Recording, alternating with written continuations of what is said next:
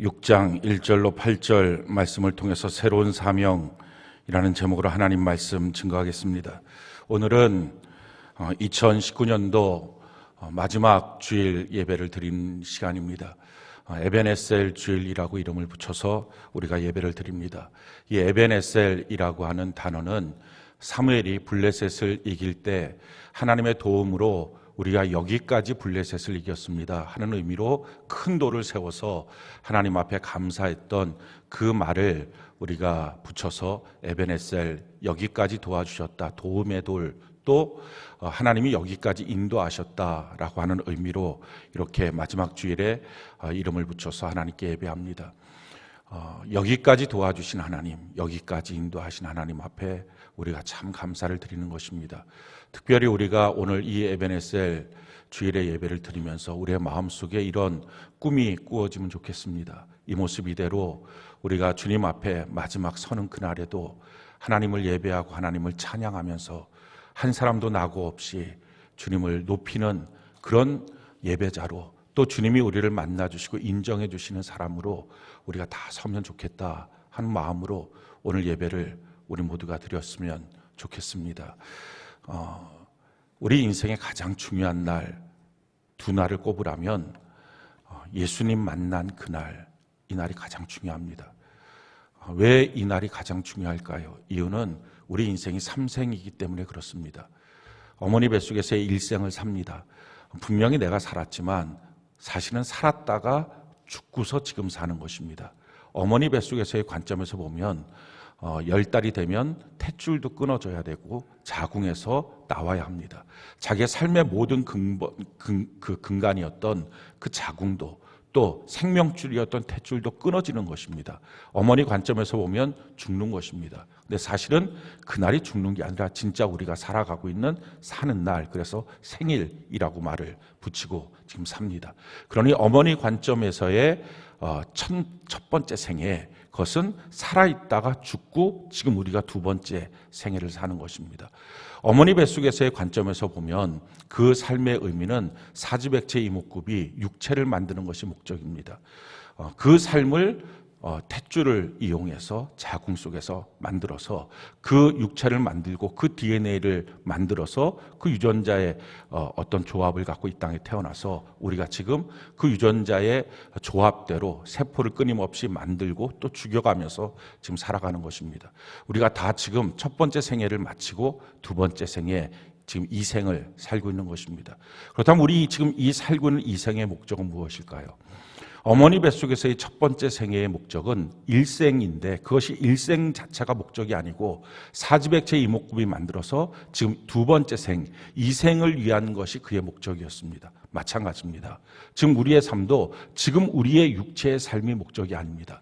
육체를 더 이상 만들 것도 없습니다. 다 어머니 뱃속에서 만든 것이고 그 유전자의 변형으로 지금 살아가고 있는 것입니다. 그러니까 지금 우리는 육체를 만드는 것이 목적이 아니라 그 다음의 생, 영원한 때를 위하여 영혼을 만드는 것이 지금 삶의 목적입니다. 우리가 지금 살면서 죽고 나면 죽음으로 끝난 게 아니라 성경은 심판이 있고 그리고 나서 진짜 삶, 영원한 삶이 시작된다는 것입니다. 영원한 천국이든지 영원한 지옥이든지 그 양갈래길의 인생을 살게 된다 하는 것입니다. 그게 진짜 삶입니다. 어머니 뱃속에서 살았던 것도 삶이지만 사실은 진짜 삶이 아니죠. 거기서 죽고 다시 태어나서 지금 육신의 삶을 사는 것, 그런데 이 육신의 삶도 사실은 유한한 것입니다. 몇십 년 살고 나면 그것으로 끝입니다.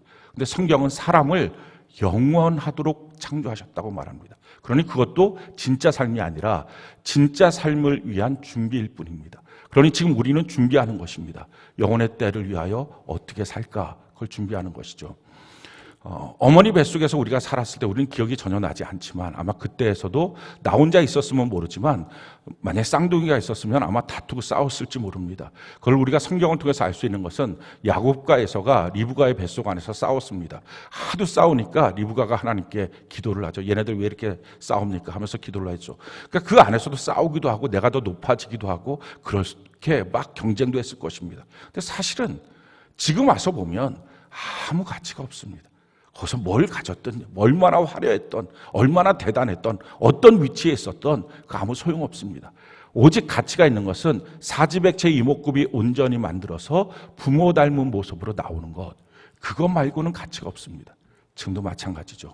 우리가 이 땅에 살면서 얼마나 많은 연봉을 받고 있는지, 어떤 자격증을 갖고 있는지, 내가 어떤 위치에 올라가 있는지 굉장히 그것이 중요한 줄 알고 우리가 서로 싸우기도 하고 다투기도 하고 화려한 삶, 사치스러운 삶도 꿈꾸기도 합니다. 근데 영혼의 때에 가서 보면, 천국에 살면서 보면 그게 무슨 의미가 있겠어요?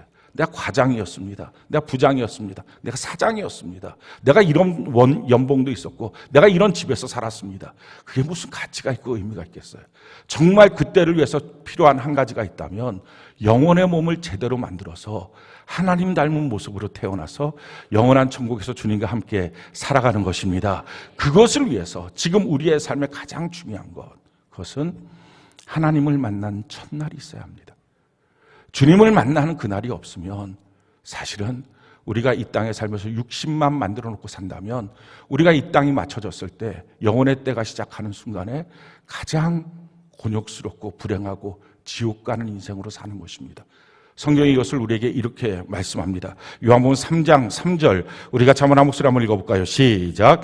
예수께서 대답하여 이르시되 진실로 진실로 내게 이르노니 사람이 거듭나지 아니하면 하나님의 나라를 볼 수 없는. 거듭나야 된다. born again. 이 거듭난다는 말은 두 번 태어나야 된다는 것입니다. 우리가 부모를 통해서 육을 갖고 태어났습니다. 이게 한 번 태어난 것입니다. 그런데 이거 한 번 태어나면 안 되고요. 두 번째 born again, 한 번 더 태어나야 된다는 것입니다. 그것을 영으로 태어났다 하는 것입니다. 영으로 태어나야 영혼의 삶 속에, 영적인 삶 속에 영원한 천국에서 우리가 살아갈 수 있게 되는 것입니다. 그럼 영으로 우리가 어떻게 태어나느냐? 5절에 보니까 5절 같이 한번 읽어볼까요? 시작.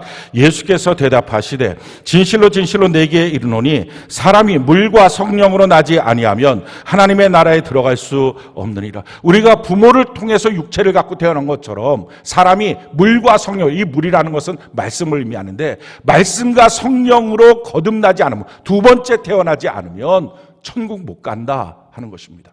사랑하는 성도 여러분, 그러기에 반드시 중요한 것, 어느 순간에 이 말씀과 성령으로 태어나는 그날 하나님의 말씀이 믿어지는 것입니다. 성령으로 말미암아 하나님의 말씀이 그냥 말이었던 것이, 그냥 설교였던 것이, 그냥 성경이었던 것이 정말 내 삶에 하나님으로 오시는 것입니다.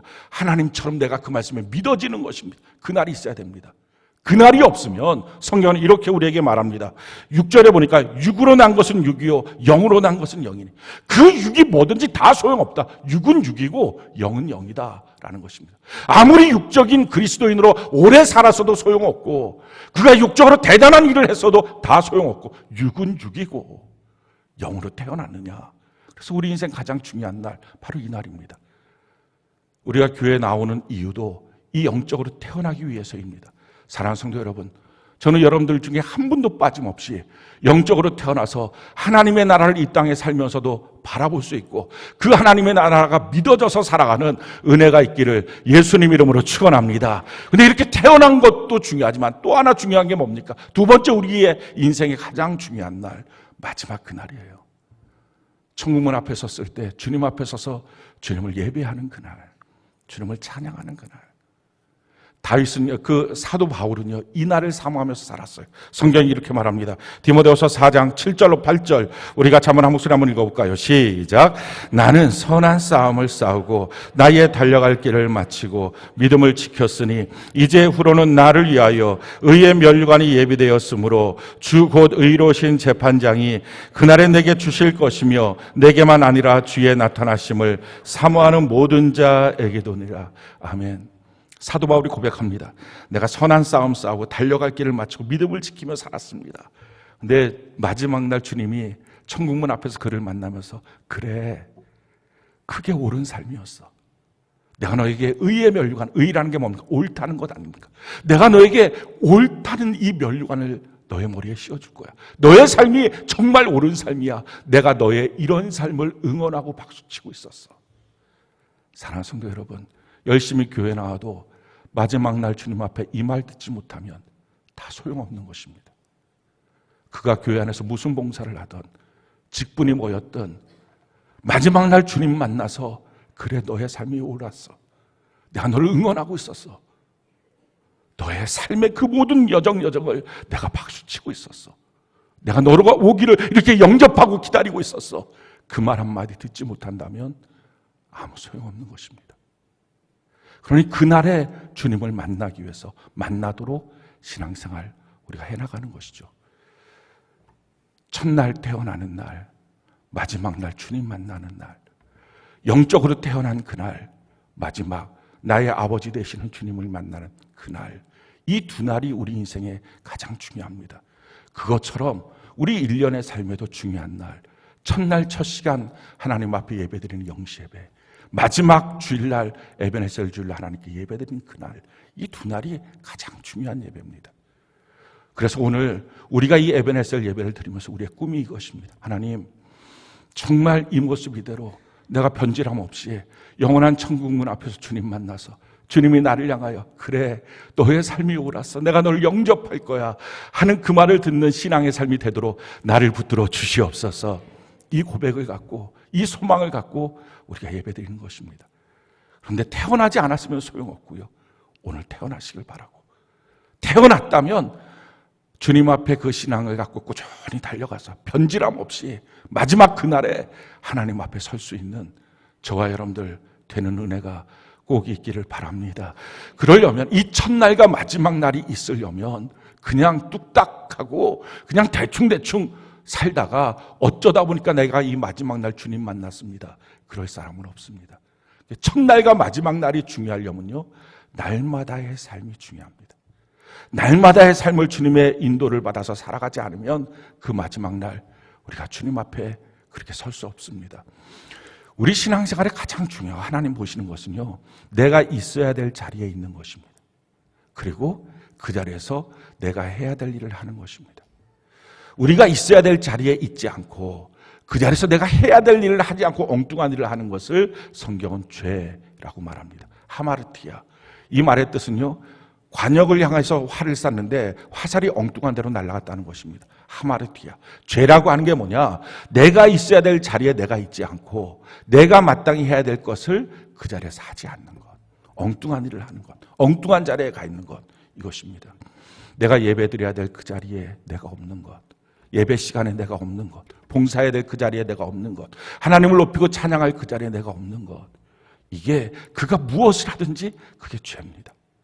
우리가 종종 이런 생각을 합니다. 내가 어느 자리에 있든 하나님을 높이면 되지 않습니까? 내가 어디에 있든 하나님을 향해서 찬양하고 그 기쁜 마음을 가지면 되지 않습니까? 그렇지 않아요. 하나님이 이 땅에 있는 사람들 다 만드셨잖아요. 그러면 다 만드셨으니 이 사람하고도 살고 저 사람하고도 살고 이렇게 저렇게 살면 되지 않습니까? 아니잖아요. 하나님이 나보고 살라고 한 사람은 한 사람이잖아요. 수많은 사람들이 같이 있지만 같이 그렇게 살 수 없는 것, 그렇게 만약에 산다면 경건하고 의로운 자손을 너희가 얻을 수 없다는 것입니다. 하나님 앞에 예배드리는 것, 내가 어디 가서 신앙생활하고 내가 무엇을 하든지 무슨 상관이 있겠어요? 그게 아니라 하나님이 원하는 그 자리에 있는 것, 하나님이 원하는 그 일을 하는 것, 이것이 참 중요합니다. 성경이 우리에게 말씀합니다. 시편 1편 1절로 4절, 우리가 잠언 한 목소리 한번 읽어볼까요? 시작. 복 있는 사람은 악인들의 꾀를 따르지 아니하며 죄인들의 길에 서지 아니하며 오만한 자들의 자리에 앉지 아니하고 오직 여호와의 율법을 즐거워하여 그의 율법을 주야로 묵상하는도다.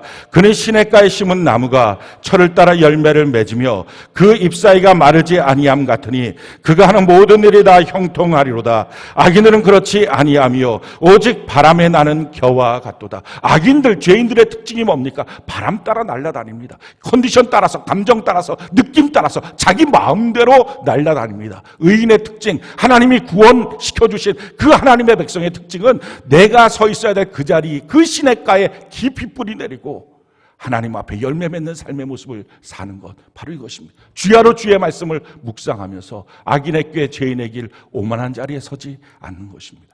여러분, 우리가 어디에 서 있느냐, 이게 중요합니다. 우리는 어디에 서 있느냐, 이것보다 더 우리 마음이 내 마음이 내가 알아서 할게요, 내가 신앙생활 내가 어디 가든지 열심히 할게요, 그거 다 소용없다는 것입니다.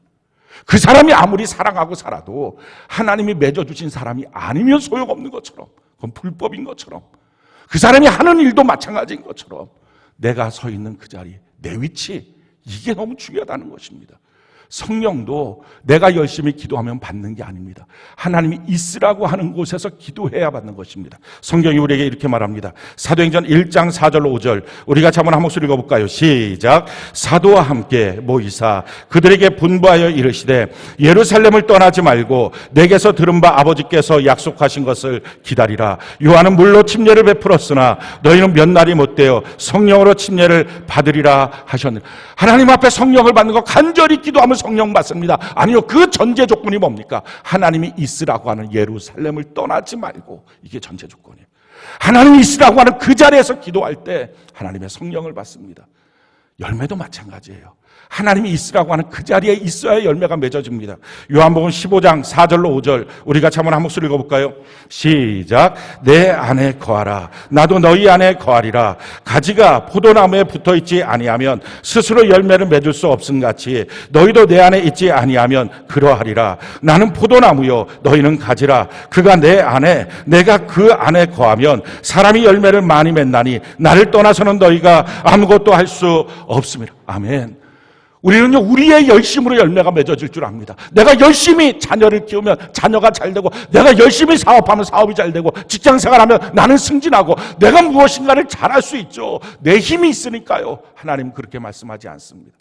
주님 안에 있을 때 너희가 어디 있느냐, 그래야 진짜 열매가 된다.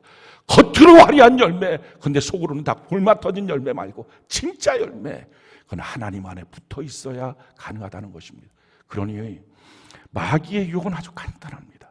그 자리에 못 있게 하는 것입니다. 별별 수단을 다 동원해서 내 마음을 바람이 나는 겨처럼 날아다니도록 그렇게 하는 것입니다. 그럴 때 우리가 정신 바짝 차려야 합니다. 성경이 우리에게 이렇게 말합니다. 베드로서 3장 17절로 18절 우리 같이 한번 한 목소리 읽어볼까요? 시작. 그러므로 사랑하는 자들아 너희가 이것을 미리 알았은즉 무법한 자들의 미혹에 이끌려 너희가 굳센 데서 떨어질까 삼가라. 오직 우리 주 곧 구주 예수 그리스도의 은혜와 그를 아는 지식에서 자라가라. 영광이 이제와 영원한 날까지 그에게 있을지어다. 굳센 데서 떨어뜨리는 게 마귀의 전략이에요. 마지막 날 주님 앞에 서지 못하는 사람들의 특징은 뭡니까? 어쩌면 태어났을 수는 있어도 중간에 그 태어남이 끝까지 유지되지 못하는 이유, 하나님이 서 있으라고 하는 그 자리에서 떨어뜨리는 것입니다. 마귀가 어떻게 하든지 그 은혜에서 떨어뜨리는 것입니다. 그렇게 떨어지고 나니까 그 자리에 못 서 있는 것입니다. 우리가 날마다 자라날 수 있는 은혜가 있기를 바랍니다. 그래서 제일 신앙생활 중요한 건 이거예요. 골로새서 2장 6절로 7절 우리 같이 한번 한 목소리 한번 읽어볼까요? 시작. 그러므로 너희가 그리스도 예수를 주로 받았으니 그 안에서 행하되 그 안에 뿌리를 박으며 세움을 받아 교훈을 받은 대로 믿음에 굳게 서서 감사함을 넘치게 하라. 예수 그리스도를 우리의 주인으로 고백했다면 뿌리 박아야 된다는 것입니다. 내 교회에 뿌리 박고 나의 봉사하는 일에 뿌리 박고 내 가정에 뿌리 박고 내가 해야 될 그 자리, 거기서 하나님이 내게 맡겨주신 그 일을 기쁨으로 감당하는 것, 뿌리 깊이 박는 것. 그렇게 하고 나면 세움받고 교훈받고 믿음에 굳게 서서 감사를 넘치게 하는 것은 하나님이 우리를 이끌고 그렇게 해주신다 하는 것입니다. 근데 문제는 이거예요. 우리가 그렇게 뿌리 박으려고 해도 어느 때는 그 뿌리 박는 게 너무 힘든 거예요. 가정 안에 뿌리 박으려고 그렇게 애를 쓰는데 어느 때는 그 가정에 뿌리 박는 게 마음이 너무 어려운 거예요. 그 사람을 보는 것만으로도 너무 답답하고 힘든 거예요. 어느 누구는 가정을 깨고 싶어서 깨나요. 열심히 애쓰고 노력하는데도 어느 날 자기의 한계가 부딪히고 나면 그게 뿌리가 안 내려지는 거예요. 내 교회도 마찬가지 아닙니까? 열심히 신앙생활 하려고 하는데 어느 날 자기의 한계가 부딪히고 나면 거기서 뿌리가 안 내려지는 거예요. 너무 힘든 거예요. 마음이 둥둥 뜨는 거예요. 자기가 죽을 것 같은 거예요. 자기에게 맡겨주시는 일을 하는 것도 어느 땐 그럴 수 있습니다. 그럴 때 어떡할까요? 그래서 우리가 다 이해를 하잖아요. 그럴 거라고, 열심히 애썼다고, 수고했다고. 그런데 문제는요, 그렇게 하고 나서 마지막 날 내가 뿌리가 없이 둥둥 떠다니고 있다가 그 마지막 날 주님 앞에 선다는 것이 너무 희박한 거예요. 그래서 우리가 정말 정신 차리고 뿌리 내리지 못하게 하는 많은 사건과 일들, 너무 합당한 일들 앞에서도 견고하게 우리는 뿌리 내려야 합니다. 근데 어떻게 뿌리 내릴까요? 우리 힘 갖고 그게 안 되는 거예요. 그것도 하나님이 해주셔야 돼요. 그 일이 어떻게 진행되는지를 보여주는 것이 오늘 본문 말씀이에요. 오늘 이사야 선지자가 성전에서 하나님을 만남으로 흔들렸던 그의 사명과 신앙이 다시 견고하게 서는 것들을 통해서 우리도 요동치는 삶 속에서 요동치지 않는 하나님의 원리를 깨닫게 되는 귀한 은혜가 있어서 마지막 지금 이 시간 예배를 드리는 것처럼 우리 평생의 삶의 마지막까지 요동치지 않고 뿌리 내려서 주님 만나는 우리 모두가 되기를 예수님 이름으로 축원합니다. 어떻게 이루어졌는가? 우리 6장 1절 우리가 한번 한 목소리 한번 읽어볼까요? 이사야 6장 1절 같이 한 목소리 시작. 우시야 왕이 죽던 해에 내가 본즉 주께서 높이 들린 보좌에 앉으셨는데 그의 옷자락은 성전에 가득하였고, 이 우시야 왕이 죽던 바로 그 해라고 하는 것이 이사야에게는 굉장히 충격적인 그날입니다. 왜냐하면 이 우시야 왕의 스승이 이사야 선지자입니다. 그러니까 왕의 스승이었어요. 그에게 하나님의 말씀을 가르쳐주고 어떻게 사는 것이 옳은 것인지를 가르쳐줬던 이 선지자가 바로 이사야입니다. 그래서 그 말씀을 듣고 이 우시야 왕이 잘 성장을 했습니다. 그래서 하나님의 말씀대로 성장을 하니까 하나님이 복을 주셔서 정말 부국강병을 이루어서 다윗 시대에 이루었던 것만큼의 나라의 영토를 다시 회복하고 국가적인 어떤 승리를 이루었던 왕, 그 사람이 바로 이 우시야 왕입니다. 대단한 왕입니다. 근데 그 대단한 왕을 그렇게 양육했던 사람이 이사야 선지자예요. 근데 그렇게 하고 있다가 어느 날 이 우시야 왕이 자기가 괜찮게 되니까, 잘 나가니까 자기 마음속에 교만이 들어왔어요. 내가 못할 게 뭐가 있어, 이런 마음이 들어온 거예요. 그러고 나서 가만 보니까 제사장들만 하나님께 제사를 드리는데 나도 한번 드려보자, 그 맛이 뭔지 나도 한번 느껴보자 하고 성전으로 들어갔어요. 그래서 제사 드리려고 합니다. 제사장들이 다 막아서, 이건 왕이 하실 일이 아닙니다. 그래요. 자기가 있어야 될 자리를 떠나서 엉뚱한 일을 하는 거, 이게 죄예요. 근데 사람들은 그 죄가 뭔지를 모르는 거예요. 그게 다 교만해서 나타나는 현상인데 그 죄가 뭔지를 모르는 거예요. 그러니까 들어가서 왜 못하냐, 나도 하자, 그렇게 하고 있다가 성전에서 화를 내니까, 화내는 순간에 하나님의 진노 가운데 저주가 임해서 이마로부터 문둥병이 탁 시작을 합니다. 문둥병이 시작한 걸 보자마자 제사장들이, 야, 문둥병이 성전에서 시작됐다, 어서 쫓아내라. 그때는 왕도 모두 없습니다. 성전 안에 문둥병이 시작하니까 바로 쫓아냈습니다. 그래서 별궁에 가두어서 평생 별궁에 삽니다. 그 아들 요담이 왕이 아니고 세자로서 대신 왕정을 펼치게 되고요. 이 우시야 왕은 문둥병에 걸려서 평생에 이 별궁에 살다가 죽은 것입니다. 그러니 이 죽은 날이 이 이사야 선지자에게는 너무 가슴 아픈 날이에요. 다 자기 때문 같은 거예요. 내가 제대로 못 가르쳐서, 내가 양육을 제대로 못해서, 내가 좀 더 기도했으면 될 걸, 그 사람을 그렇게 버렸구나. 너무 훌륭했던 왕인데 이 사람을 이렇게 보냈구나 하는 마음이 드는 거예요. 거기다 한 걸음 더 나가서 그 아들 요담은 자기 아버지가 성전에 들어갔다가 문둥병 걸려서 죽는 걸 보니까 두려운 거예요. 그래서 그 다음부터 성전을 안 들어가요. 왕이 성전에 안 들어가니까 나머지 모든 백성들이 더 극심히 타락을 합니다. 나라가 완전히 망가졌어요. 그 모습을 보면서 이사야 선지자가, 하나님, 이것이 다 바로 내 문제입니다. 내가 이렇게 망쳐버렸습니다. 내가 이렇게 양육을 못했습니다. 사랑하는 성도 여러분, 여러분들이 올해 한 해 살면서 자기 가정을 보면서 이런 마음 드신 분 계십니까? 내 자녀 내가 망쳤습니다. 우리 가정 내가 망친 것 같습니다. 사역의 터전을 보면서도 내가 다 망친 것 같습니다. 기운이 쭉 빠져서 뭘 어떻게 할지도 모르는 거예요. 근데 그런 이사야가 한 가지 너무 감사한 일은요, 그런 마음을 갖고 있으면서도 성전으로 들어왔어요. 사랑하는 성도 여러분, 어떤 상황, 어떤 처지에서 내가 있어야 될 내 성전, 내 예배에 하나님께 나오는 은혜가 있기를 바랍니다. 그렇게 성전에 들어와서 무엇을 합니까? 6장 1절 우리 다시 한번 읽어볼까요? 6장 1절 같이 한 목소리 시작. 우시야 왕이 죽던 해에 내가 본즉 주께서 높이 들린 보좌에 앉으셨는데 그의 옷자락은 성전에 가득하였고, 그가 와서 하나님을 바라봅니다.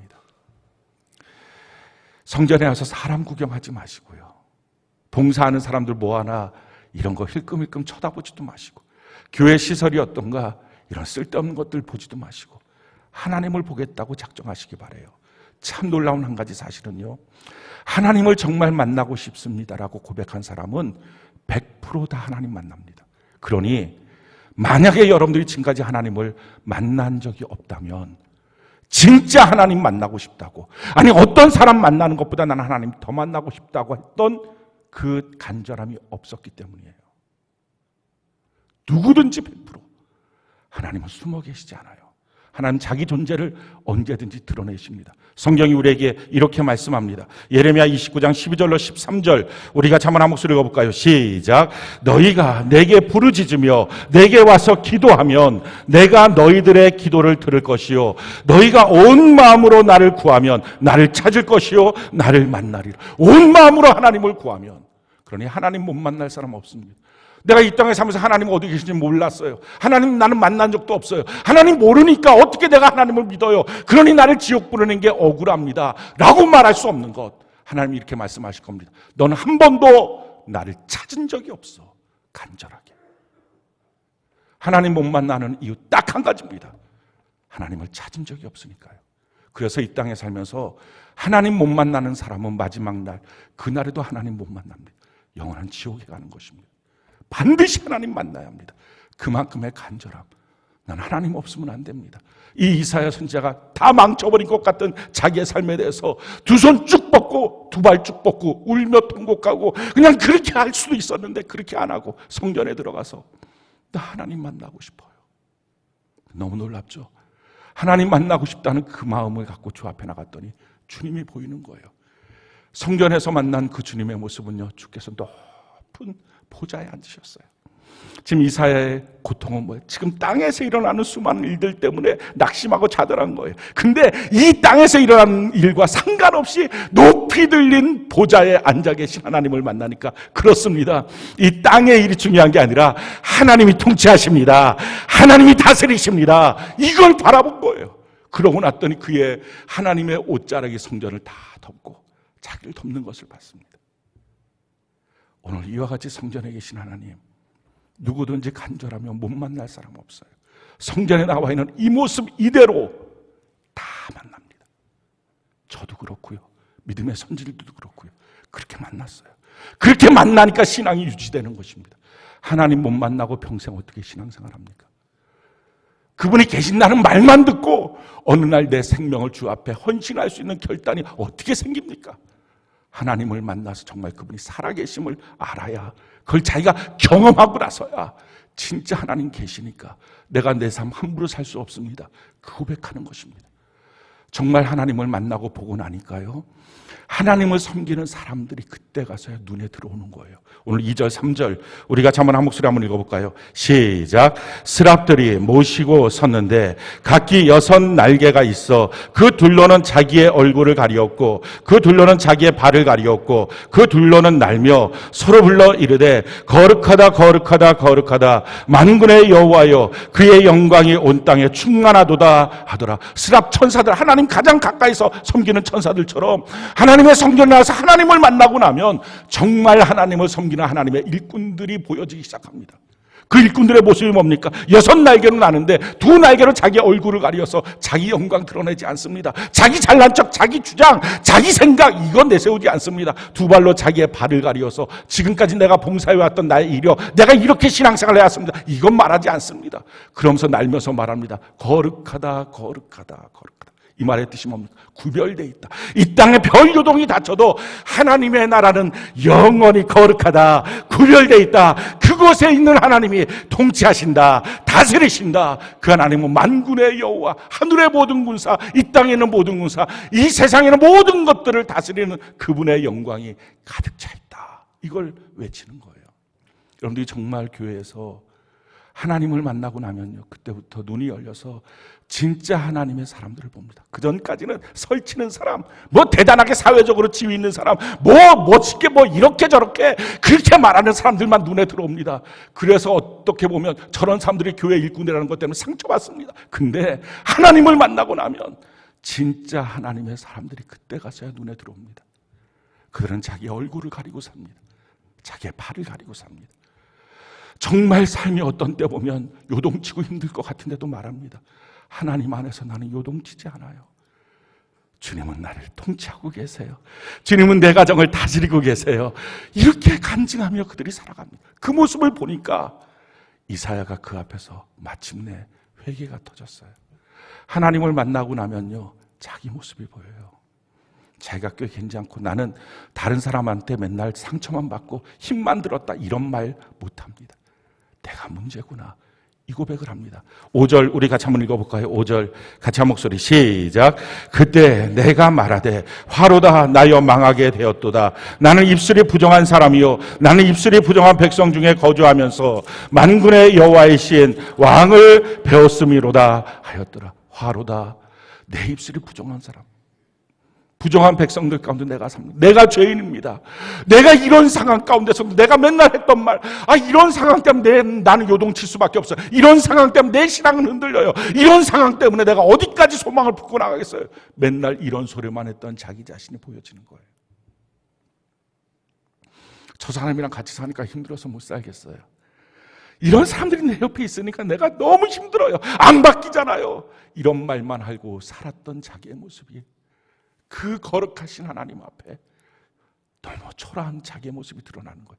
하나님은 어찌하면 좋습니까? 근데 이게 소망이에요. 하나님을 만나고 그러면 자기 자신이 보이거든요. 자기 자신이 보여서 하나님이 이것이 바로 나의 죄고 나의 부족함이고 이것이 나의 문제였습니다 라고 회개가 터지고 나니까요, 그때부터 하나님 회복시켜 주세요. 내만 바뀌면 되니까. 성경이 이것을 우리에게 이렇게 말씀합니다. 사도행전 3장 19절 우리 같이 한번 한번 읽어볼까요? 시작. 그러므로 너희가 회개하고 돌이켜 너희 죄 없이함을 받으라. 이같이 하면 새롭게 되는 날이 주 앞으로부터 이를 것이요. 다른 사람 원망 안 합니다. 아직까지도 다른 사람 원망하고 다른 사람 탓하고 이게 문제다 저게 문제다. 하나님 못 만난 거예요. 정말 하나님 만나보셔야 돼요. 이 땅에 살면서 하나님 못 만나면 죽어서 하나님 어떻게 만나요? 말도 안 되는 신앙이잖아요. 다 들어서 아는 신앙. 그러니 실질적으로 내 삶에 위협이 다가오면 포기할 수밖에 없는 신앙. 그거 말고 진짜 신앙.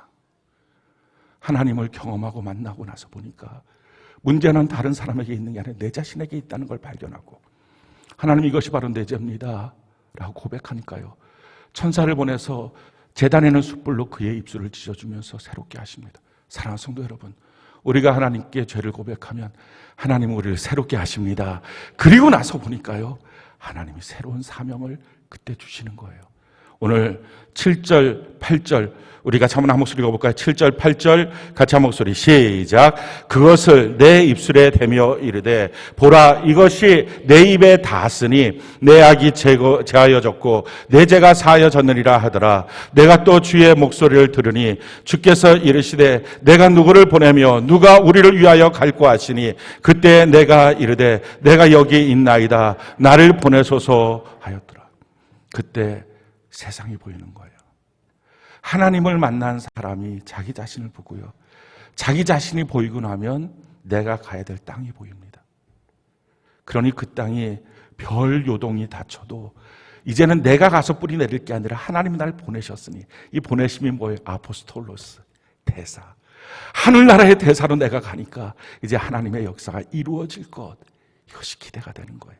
그렇게 우리 인생을 살아가게 되면 요동쳐서 못 살고 있는 곳에서 하나님께 나와서 하나님을 만나고 자기 자신을 발견하고, 다른 사람 탓 때문에 고통스러워했던 그 사람이 자기 죄를 회개하고 새롭게 되고, 그래서 다시 자기가 가야 될 그 가정에 하나님의 대사로 파송받고, 그 사업장에 그 일터에 그 사역지에 하나님의 대사로 파송받고, 그렇게 반복하면서 요동치지 않고 뿌리 내리다가 마지막 날 주님 만나는 거예요. 사랑하는 성도 여러분, 우리 신앙생활 단 한순간도 허투루 하지 맙시다. 날마다 주님과 동행하는 삶. 그래서 우리 신앙생활 할 때 변명도 핑계도 없다는 것은 이게 정말 내 인생의 끝인가 봐요. 이게 내 한계인가 봐요. 더 이상 어쩔 수 없는 내 모습인가 봐요.